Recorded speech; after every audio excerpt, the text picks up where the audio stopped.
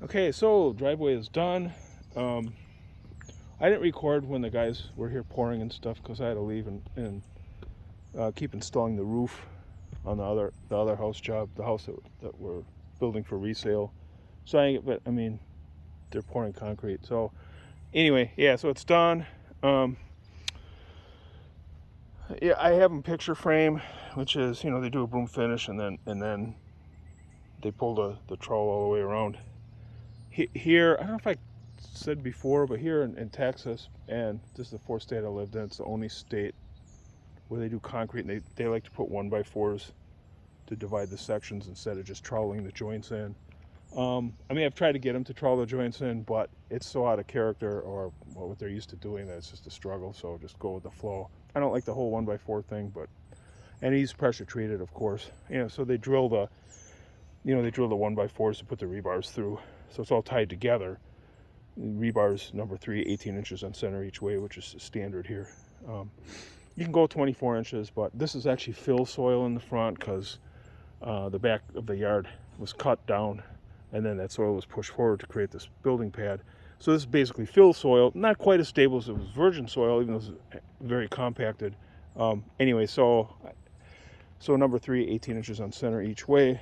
And then it's drilled into, each one is drilled into the foundation about 3 inches in, just so this thing can't drop. It drops, it can't go anywhere. It's tied into the house. Sidewalk also. This is kind of what we had to do here. You got an angled steps, all you can do, and then a slight pitch here, just like so water runs off this way. So we end up with basically 3 steps. I didn't want to do it in 2. The steps would have been too big. So that's kind of how we did this here. Just a curve, simple. Again, this is also drilled in. What I do the following day, because they were done pouring, I think it was around maybe 2 or 3 yesterday. They were done, finished. I called me to come take a look at the job.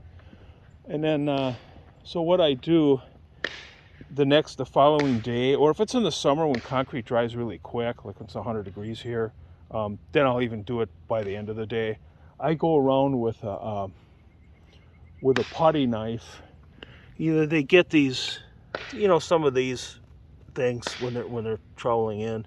So what I'll do is I just go here. I already scrape. I just take my putty. The concrete's still soft enough, so I take my putty knife and kind of scrape them off. I know they bother me. They don't bother some people, but especially this is my house to live in. So if I see them every day, I'm gonna go in and I spend a few minutes to go around and just knock them down with a putty. You can scrape them down. I mean, it's well, you can't really break them off. It's not that soft, but anyway. And last night, while it was dark by the time we got back here to see really what they had done, and then so we didn't want to do it at night. The concrete would have been a little softer, and plus I wasn't sure about walking on it last night. So anyway, yeah. So we go around.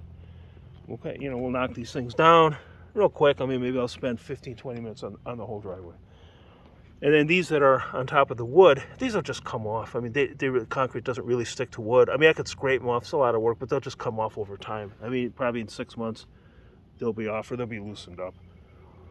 So I don't do that. I just knock these down, and then I come over here where the foundation meets the house. If there's any, that are stuck to the foundation a little bit, I'll scrape any of the spots that are here, the splash spots. I'll just scrape them off because they're easier to get off now than they are 6 months from now.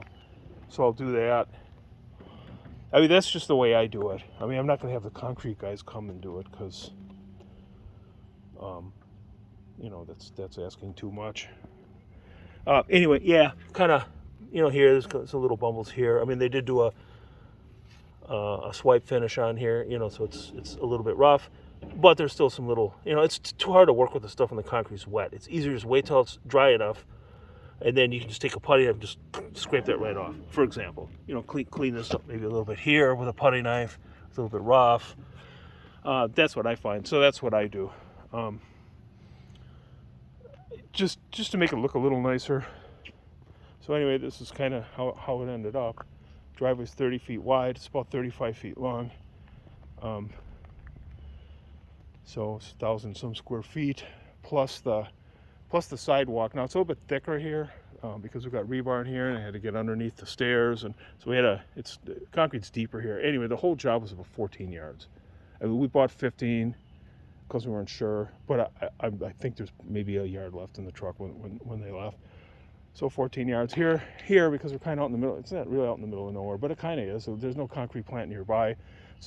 So here, full price out the door, tax and delivery, everything's about $168 a yard. Now, if I had an account there, I don't do that much concrete. I mean, I'm not some big home builder, but I might get an account there anyway.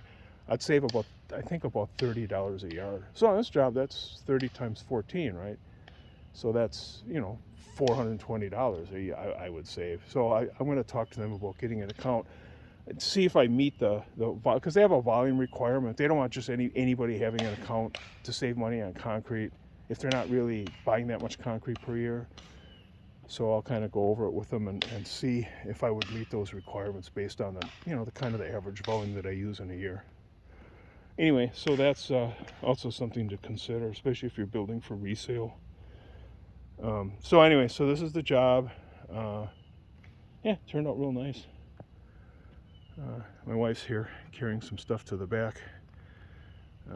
We have some hardy board and some stuff left over from the other job.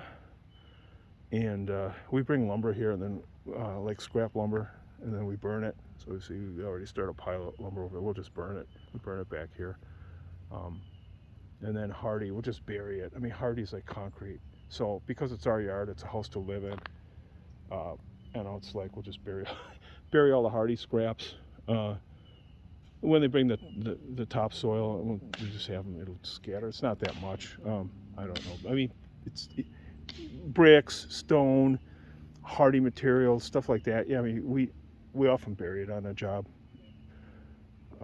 just to get rid of it. It's the same as soil, right? Basically, I mean, it's basically concrete and earth, so it doesn't compact when it rots like wood does, so it's not going to hurt anything. So anyway, so that's what we're going to do with that. So yeah, that's the job. All right, time to get to work.